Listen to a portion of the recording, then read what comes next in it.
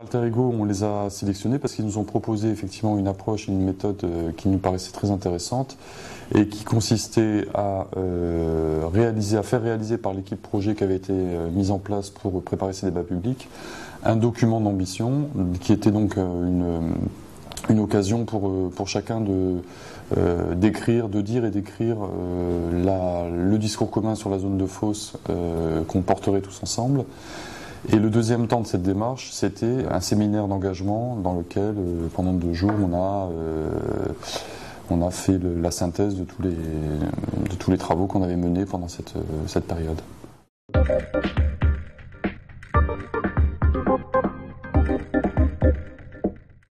Les résultats, ils ont été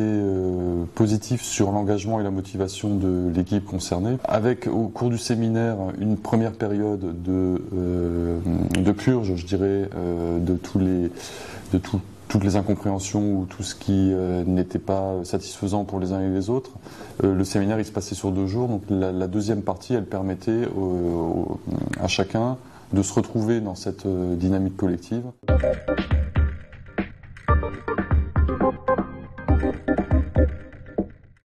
Les premiers débats publics qui ont eu lieu à la suite de cette démarche, ce sont des débats publics qui ont concerné 2 infrastructures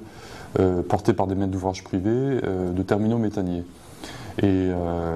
ce qu'on peut noter, c'est que le travail qui a été fait auprès des associations, des élus, de la population en général,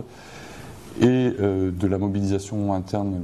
de l'équipe du port, tout ça, ça a contribué au fait que ces débats publics soient efficaces, je dirais, en termes de rendu, puisque la conclusion des maîtres d'ouvrage, ça a été non seulement de continuer leur projet, mais il y en a même un qui a continué son projet en le modifiant profondément, en prévoyant d'en changer l'emplacement en discussion avec le port. Donc ça, c'était une conclusion positive, je dirais, de cette démarche.